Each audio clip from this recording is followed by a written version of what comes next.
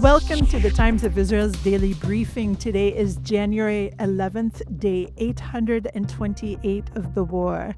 I'm Amanda Borschel-Dan here with our diplomatic correspondent, Lazar Berman. Lazar, such a pleasure to see you again. Good to be here. Good to see you. Shavua Tov to everybody. Shavua Tov. So Iran's parliament speaker has overtly threatened Israel and U.S. military sites were the U.S. to strike the protest-torn country. We'll hear all about what's happening on the ground in Iran as the death toll there mounts. The U.S. conducted a second wave of strikes in Syria, so we'll learn about who are the targets there. And also we'll learn about what happened in talks between Israel and Syria in Paris last week. Then to end the program, we'll turn to some statements by our Prime Minister Benjamin Netanyahu about Israel's turn to wean itself from American aid. All of this and more when we're back. 3 million Israelis are dealing with trauma since October 7th. To help Israelis heal, Hadassah is there, with the largest rehabilitation center in Jerusalem, world-renowned medical centers, and youth villages. It's said, saving a life saves the world. Imagine helping millions. This is Hadassah, a life-changing force in Israel and the world.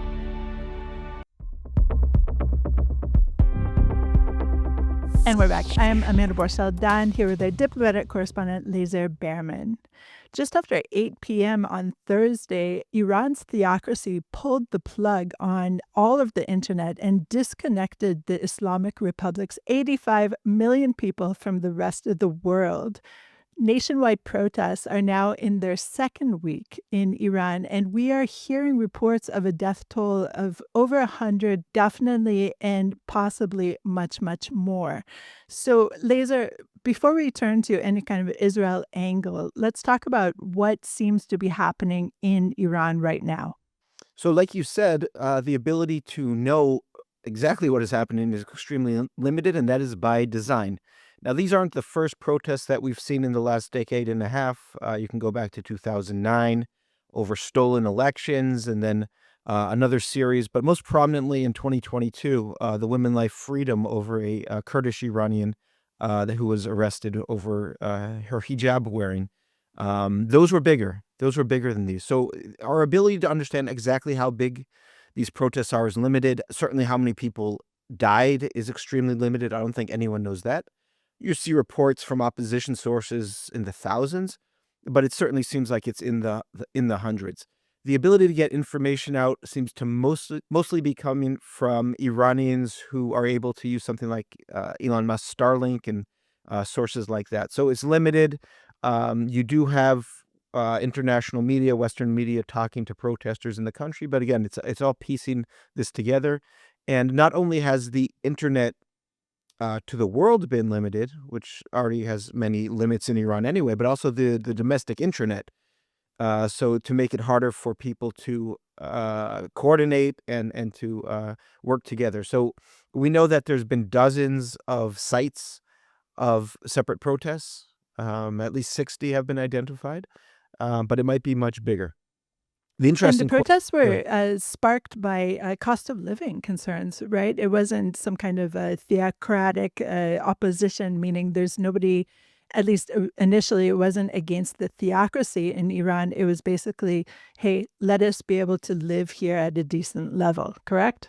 Yeah, that's the proximate cause, but like many protests or even many fights in between people, the cause of the thing is not the real cause. So if there was trust in the government, and there was an economic downturn, it probably wouldn't come to this. But the deeper,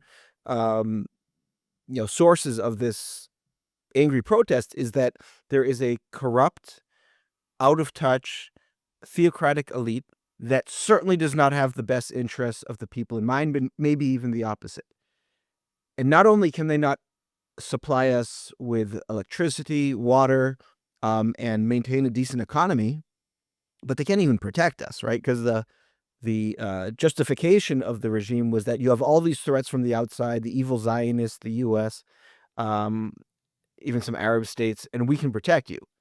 Israel and, for a day, the U.S. have shown that, no, they really can't protect you either. So those things are starting to come apart as well. And I should also add, with the news of Trump's arrest of Nicolas Maduro in Venezuela, that also is not only making the regime much, much more paranoid and afraid, and also threats from Trump, but also the people starting to imagine it's not that hard to get rid of a ruler, though it might be much, much more difficult. It is much, much more difficult to actually get rid of a regime. Even if you get rid of Khamenei or I mean, a lot of leaders aren't there anymore because Israel killed them in June, but even if you get rid of that top level, there's the IRGC waiting there, and the reason for their existence, the raison d'etre, is to protect the revolution against outside and domestic threats. And here we have them identifying a domestic threat, which they also term as an international threat. Right. And obviously, there was a revolution in Iran that deposed the Shah. And one of the voices that we're hearing calling on the people of Iran to rise up is the Crown Prince Reza Pahlavi.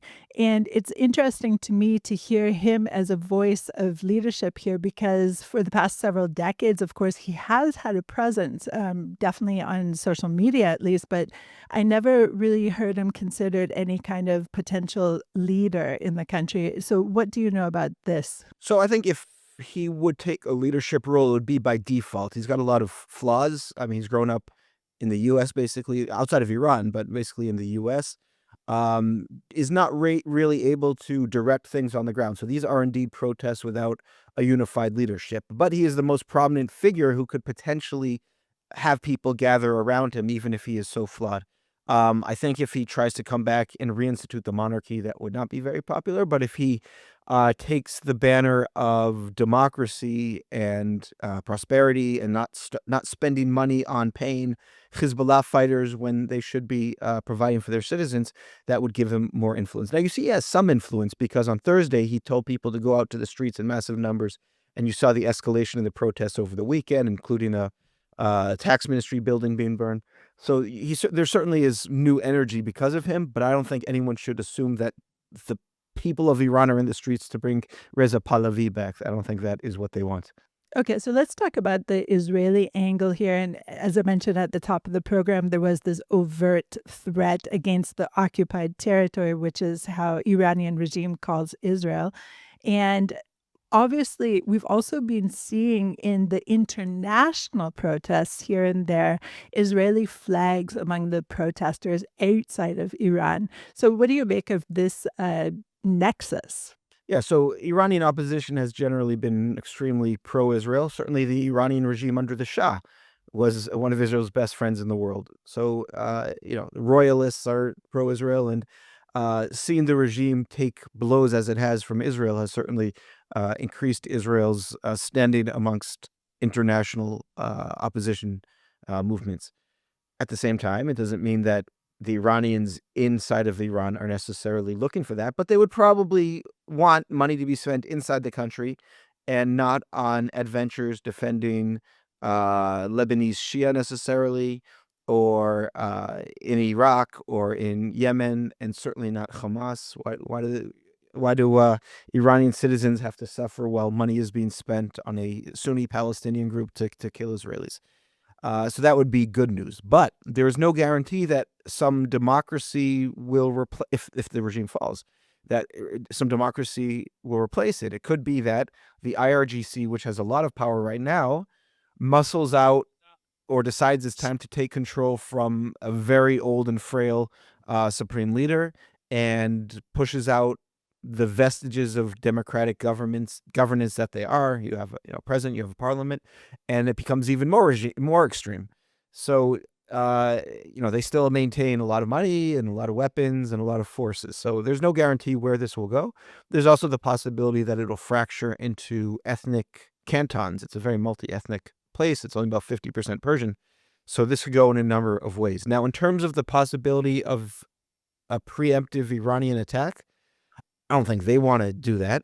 That certainly doesn't help them. But the potential for miscalculation is very high, given the paranoia of the regime, given the threats from Trump, given that there's speculation that Israel is going to attack again at some point if there's a reconstitution of the missile or the nuclear program, and might take advantage of this.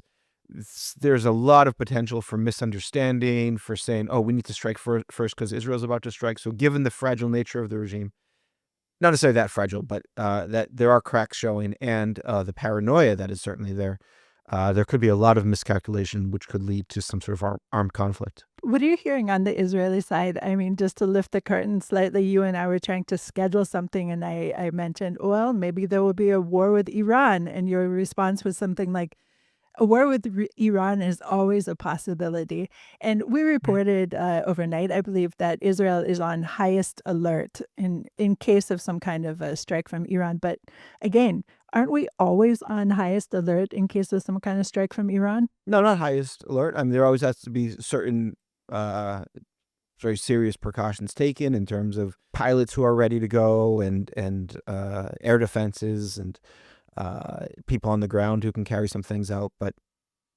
also in terms of civil defense, what we do with the shelters and that they're opened and checked, there's certainly many levels that it can get up to.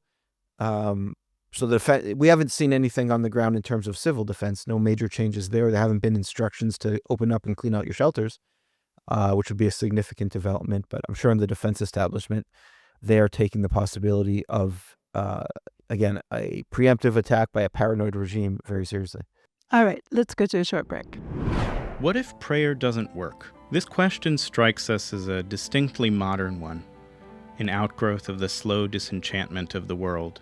But in truth, the question is an old one, and one given space to breathe here. Welcome to Thoughts and Prayers. I'm your host, Jessica Fisher. Join me on a deep exploration of the relationship between religion and modernity through personal stories, classical texts, and conversations with leading rabbis, scholars, and educators. You're almost not supposed to be doing this interview. Our prayers accumulate on God's doorstep, piled outside like an unimaginably tall stack of letters. We cannot give up on the relationship because God doesn't come to the door as quickly as we may like. So let's keep knocking. Perhaps the gates of compassion will be opened. Join us every week on Thoughts and Prayers, wherever you get your podcasts.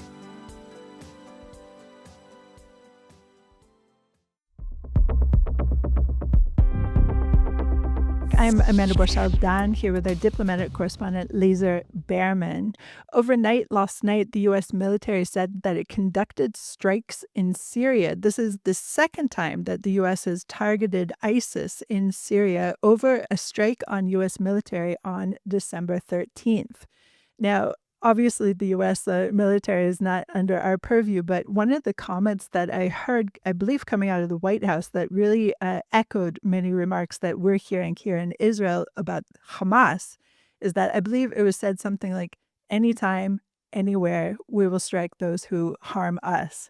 So, Lazar, did you hear that remark as well and think, that sounds really familiar? I don't think it's so new in terms of American policy against ISIS. This can go back to the Obama administration, the first Trump administration. Obviously, ISIS is not that dangerous an enemy, but is something that the U.S. has been leading the effort quite successfully into first taking apart their little caliphate and then continuing to pursue them. It's a reminder that ISIS still exists, can carry out terrorist attacks, and is part of that mix of dangerous groups that certainly exist inside of Syria. The question is, what is their relationship of many of them to the new regime? How permissive would the new regime be when it was brought to power by jihadists? That's something that Israel and other countries, too, are certainly keeping a close eye on.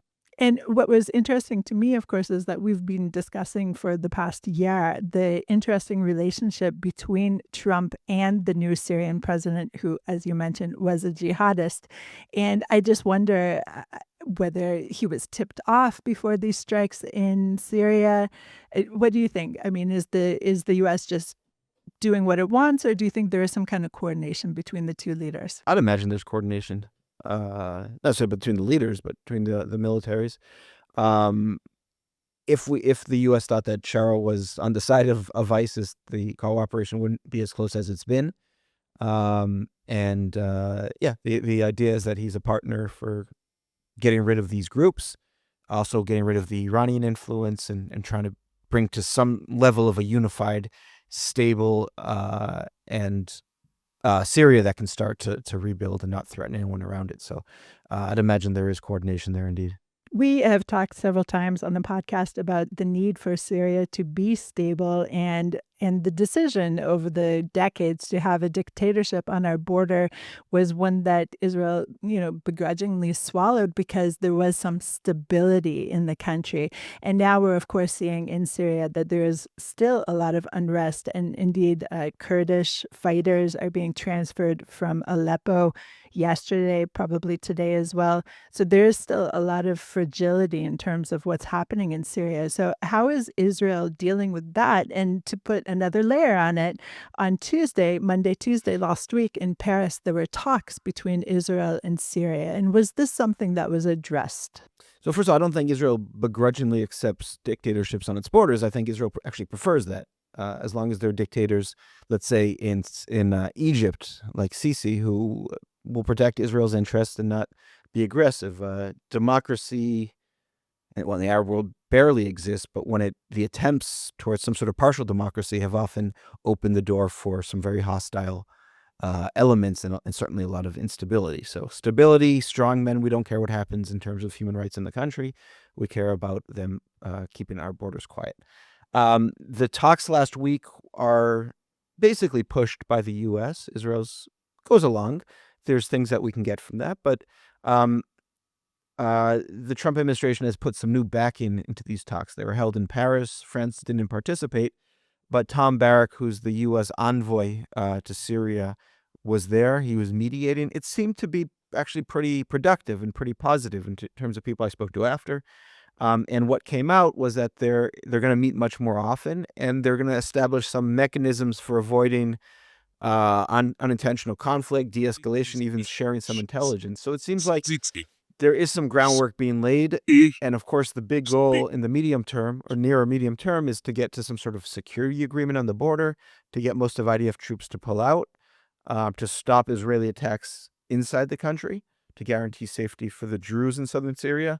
And then further down the road, you can start some joint economic projects along the border and start thinking about normalization.